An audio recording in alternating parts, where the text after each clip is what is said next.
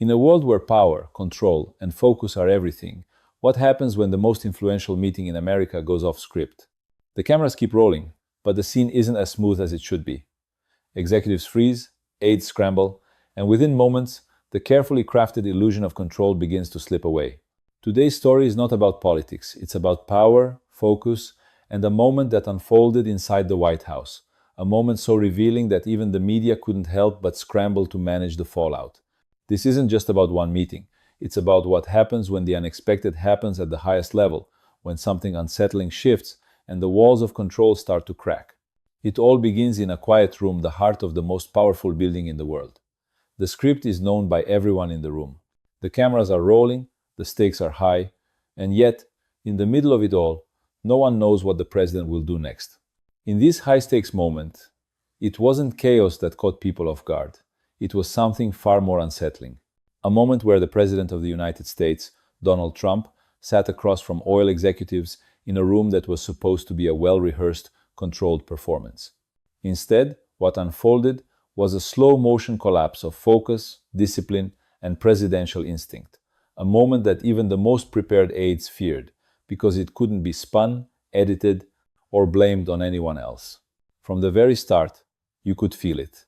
The rambling praise, the fixation on personal strength, and the constant self-congratulation. Each sentence seemed to bend back to him, as though governing, diplomacy, economics, and even global conflict were mere props in a performance crafted to feed his ego. But this wasn't a campaign rally. There were no cheering supporters to fill in the gaps. This wasn't a stage designed for applause.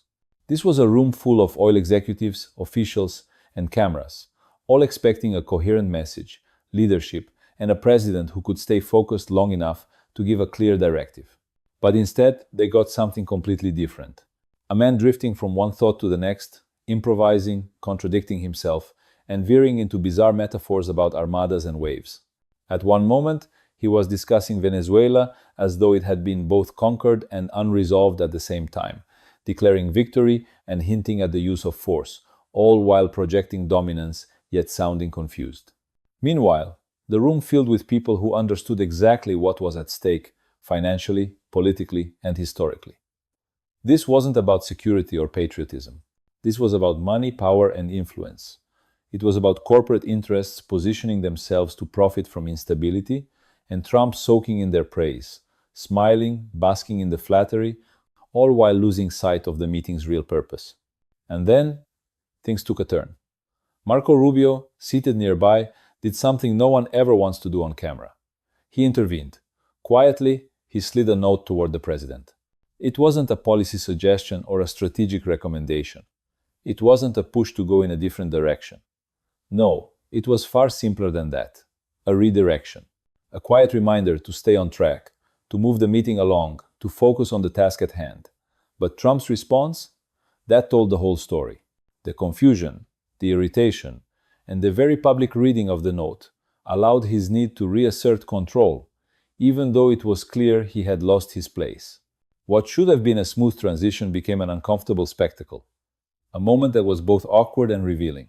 As the executives tried to return to their business, talking about production numbers and operations on the ground, Trump's attention visibly waned. His body language became restless, his eyes drifted, and his mind seemed to wander elsewhere, as if the substance of the meeting no longer mattered now that the praise had slowed. And that's when the situation shifted from awkward to alarming. Leadership at this level isn't about charisma or bravado. It's about sustained focus, understanding the consequences of your actions, listening long enough to make decisions that won't spiral out of control. Yet here, in this moment, was the President of the United States mentally checking out of a crucial meeting on energy, sanctions, and geopolitical leverage. Then, in a move that no one in the room could have predicted or stopped, Donald Trump stood up in the middle of the meeting. Mid-remarks, mid-discussion, with cameras rolling, he casually announced that he was going to take a walk and look at the ballroom. It was as if the decor in the next room had suddenly become more important than the critical discussion unfolding around him. In that moment, everything stopped. The room froze. Aides panicked, executives exchanged uneasy glances, and viewers watching at home couldn't believe what they were seeing. This wasn't a joke. It wasn't a light-hearted aside. It was the President of the United States abandoning the very meeting he had called, in the middle of a discussion about energy, sanctions, and international policy, to go look at a room. And the symbolism of that moment couldn't have been more powerful if it had been scripted. The most powerful man in the world, abandoning a serious conversation to admire a ballroom. A literal hall built and funded by the very interests sitting in front of him. Interests whose wealth would only grow as long as he remained favorable, compliant, distracted, and eager for applause.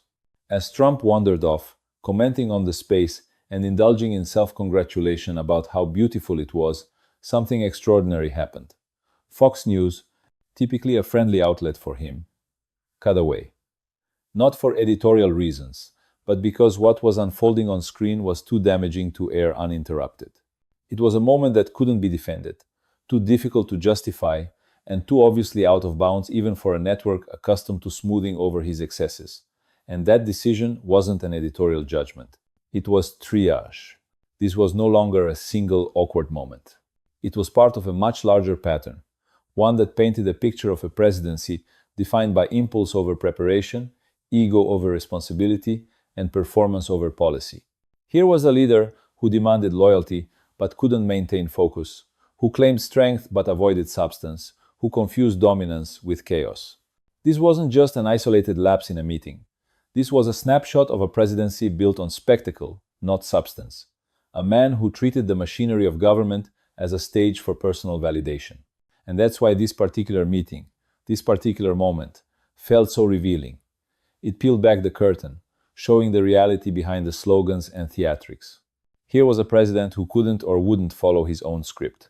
Dependent on aides to steer him back to basics, visibly irritated by any information that didn't flatter him, and ultimately more interested in admiring a ballroom than grappling with the responsibilities of the office. As the meeting struggled to move forward, the contrast between what was supposed to happen and what was actually happening became painfully clear. The executives, who had been sitting expectantly, tried to continue the conversation, but Trump was checked out, both physically and mentally. And that's when the true gravity of the moment hit home. Leadership at the highest level is about presence. It's about focus. It's about making decisions that have far-reaching consequences, not allowing yourself to be distracted by a whim. The President of the United States, the person entrusted with the most serious responsibilities in the world, had mentally checked out of a meeting that involved international energy markets, the imposition of sanctions, and geopolitical leverage. And in doing so, he made a powerful, albeit painful, statement about what was important to him. As aides scrambled to get the meeting back on track, and executives shifted uneasily in their seats, the stark contrast between the reality in the room and the ideal of what this meeting should have been was on full display. This wasn't about the issues on the table. It wasn't even about policy.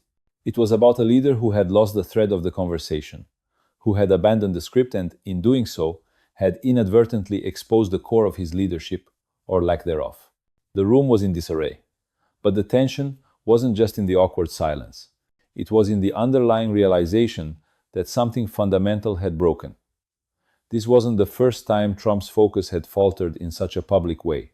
It wasn't the first time he had wandered off script, but this time, it felt different.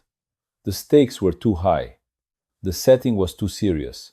The executives around him understood that the decisions being made that day would affect billions of dollars, influence international relationships, and impact global markets. Yet, the president was lost in his own world, caught in a whirlwind of self-congratulation, distracted by the praise he was receiving from the very executives whose interests depended on him staying focused. It was a moment that made you question whether the office of the president had become more of a performance than a responsibility. And as the aides scrambled to regain control of the situation, the absurdity of the moment became even more pronounced. There was no real effort to get the president back on task. Instead, the system had adapted to the president's behavior, reshaping itself around his whims, making sure the machinery of governance continued to run, despite the glaring absence of leadership. The meeting wasn't about policy anymore, it was about managing the unpredictability of the president's attention. It wasn't about the oil executives talking about production numbers or discussing global strategy. No. It was about managing the fallout from a president who had turned what should have been a high-level policy discussion into a spectacle. Behind the scenes, The machinery of power was still working, but it wasn't working because of the president. It was working because those around him were forced to adjust to his lack of focus. Marco Rubio, trying to steer the conversation back, wasn't acting as a policy strategist. He was acting as a minder, guiding the president's attention back to the task at hand, gently prodding him to stay on script. But it was clear that this wasn't a one-off mistake. This was becoming a pattern. It wasn't just this meeting. It was the way Trump approached governance. It was the constant diversion, the need for adulation, the inability to focus on the complex issues that required deep thought and careful planning. And in that sense, the moment wasn't just awkward, it was alarming. It highlighted a systemic problem that went beyond one meeting or one incident. It was a deeper issue about the nature of leadership, about the ability to remain present and engaged, even when the task at hand is challenging, complex, and, at times, tedious. It wasn't just about the president losing focus. It was about the entire system having to compensate for that loss, adjusting and readjusting to keep the machinery of governance in motion. But the real question that lingered in the room and across the nation was this: what happens when the person in the highest office is mentally checked out? What happens when the person responsible for making the most consequential decisions in the world can't stay present, can't follow the script, can't engage with the complexity of the issues before them? The answer was clear. The system starts to bend. It starts to break. And before long, the gaps between leadership and governance become so wide that the very institutions that are supposed to support leadership begin to do so only in reactive defensive mode. As the meeting stumbled to a close, the image of a president who had disengaged lingered in the minds of those watching. It wasn't a moment of strength. It wasn't a moment of authority. It wasn't even a moment of leadership. It was a moment of chaos disguised as control, a moment where the mask slipped, and the reality behind the facade of presidential competence became glaringly clear. And as the cameras cut away, the realization became unavoidable. The White House wasn't functioning as it should. It wasn't operating as a place where decisions were being made with focus and discipline.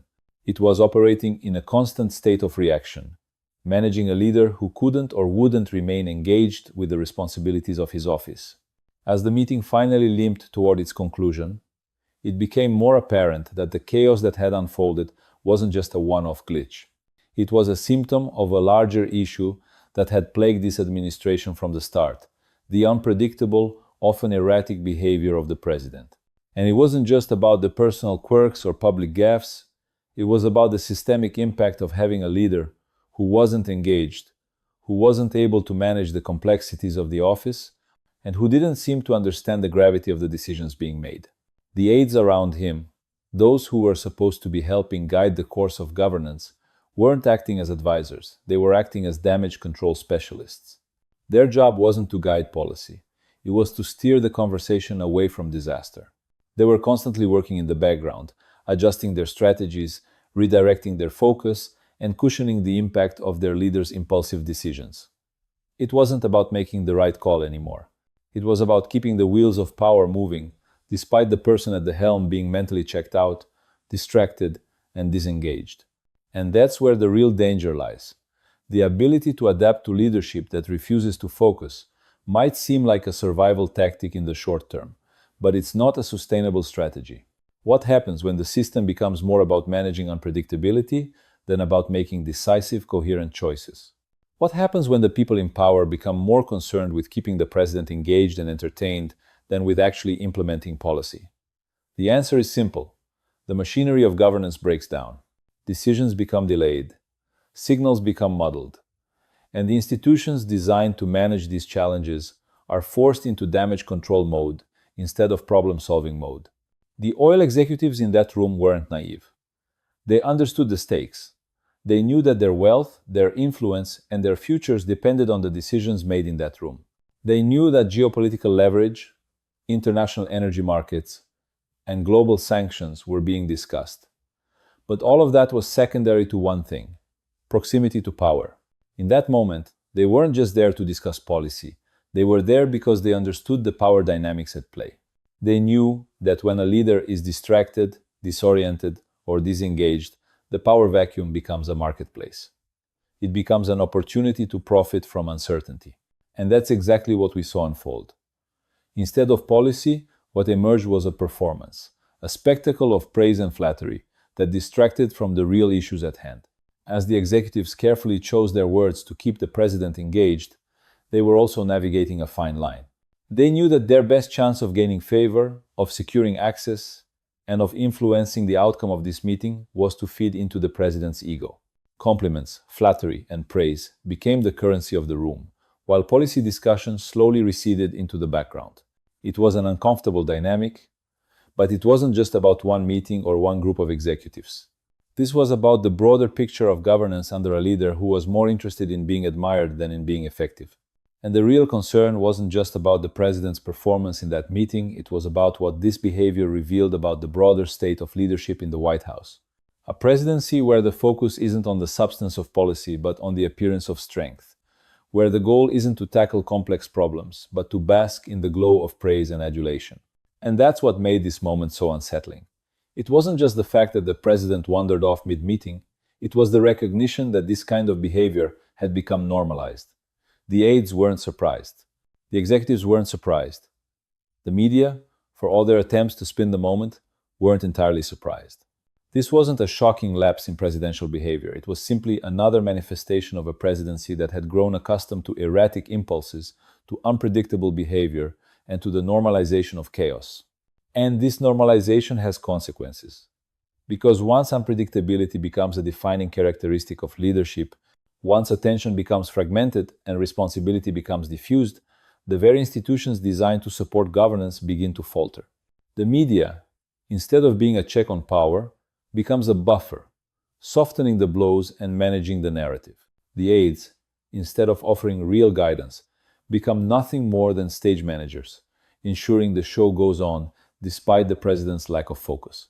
And the public, left watching from the sidelines, starts to lose confidence in the very institutions that are supposed to ensure stability and accountability. And in the end, this is where the real story lies, not in the spectacle, not in the moment of Trump wandering off, but in the broader implications of what that behavior means for the future of governance. Because the presidency isn't just about one person, it's about the office itself. It's about the gravity of the decisions that are made every day, the responsibility that comes with wielding that power, and the trust that citizens place in their leaders to make decisions that affect not just their country, but the entire world. The reality is that moments like this aren't just an embarrassment for those involved, they're a reflection of a larger system in crisis. A system where the unpredictability of one individual has forced every part of the machinery around him to adapt, to cushion the impact, and to manage the chaos. And that adaptability, that ability to absorb the unpredictable behavior of the president, may seem like a survival tactic, but it comes at a price. The price is paid in lost time, in delayed decisions, in confusion, and in the erosion of trust. It's paid in the normalization of behavior that would have been unimaginable just a few years ago. And once that behavior becomes the new normal, the cost becomes even greater, because the system stops functioning the way it was designed to. This is what makes the cutaway by Fox News so significant. It wasn't just an editorial decision, it was an acknowledgement that the moment had crossed a line, that what viewers were seeing couldn't be framed as strength or authenticity anymore. It couldn't be defended as part of the president's personal style or eccentricity. It was simply too much. And that moment of recognition, when even friendly media outlets choose to look away, is a wake-up call. It's a signal that the spectacle has become too difficult to manage, that the unpredictability has become a liability rather than an asset. And this is where the true consequences of such behavior come into play. Because governance is about more than just personal style or public approval. It's about making decisions that have real-world consequences, that affect the lives of millions of people. It's about understanding that the stakes are always high, that every action matters, and that the office of the president demands a level of focus and responsibility that goes beyond personal preferences or whims. When a president's focus fractures, when attention becomes intermittent, and when the machinery of government becomes an afterthought, the consequences ripple outward. They affect not just the immediate decision at hand, but the long-term stability of the system itself. In the end, the meeting with the oil executives wasn't just about energy policy or geopolitical leverage. It wasn't even about Trump's behavior or the spectacle he created. It was about the deeper, more unsettling realization that the leadership of the United States had become performative, reactive, and dependent on intermediaries to translate impulse into policy. It was about the slow erosion of trust in the institutions that are supposed to safeguard stability and the normalization of behavior that undermines the seriousness of the office. And that's the real takeaway from this moment. Not just that one president went off script, but that the system around him was willing to adapt to the chaos, to absorb the shock, and to carry on as if nothing had changed. The danger of this adaptation is that it doesn't address the root cause of the problem. It simply works around it, postponing the inevitable consequences of a leadership style that prioritizes performance over responsibility, spectacle over substance. And when that happens, the bar for leadership starts to lower. The standards begin to slip, and what was once unthinkable becomes the new normal.